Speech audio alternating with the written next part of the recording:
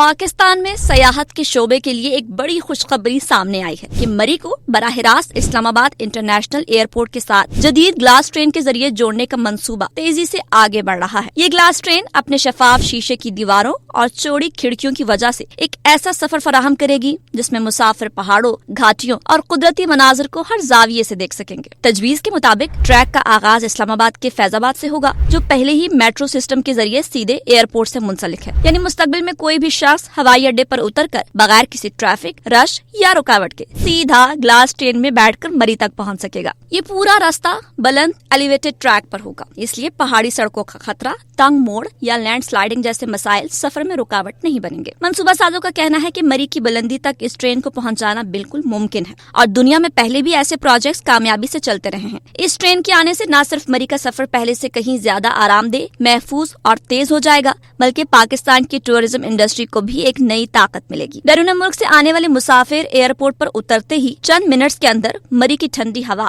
بلند پہاڑوں اور خوبصورت نظاروں تک پہنچ سکیں گے۔ اس منصوبے سے مقامی روزگار میں اضافہ، تجارتی سرگرمیوں کی بہتری اور ایک جدید عالمی معیار کے سفری نیٹ ورک کی بنیاد رکھی جائے گی۔ مری کو براہ راست ایئرپورٹ سے جوڑنے والی یہ گلاس ٹرین مستقبل میں پاکستان کے ٹرانسپورٹ اور سیاحت دونوں شعبوں میں ایک اہم سنگ میل ثابت ہو سکتی ہے، کیونکہ یہ نہ صرف آسانی فراہم کرے گی بلکہ مری جیسے اہم سیاحتی مقام کو دنیا کے نقشے پر ایک نئی پہچان دے گی۔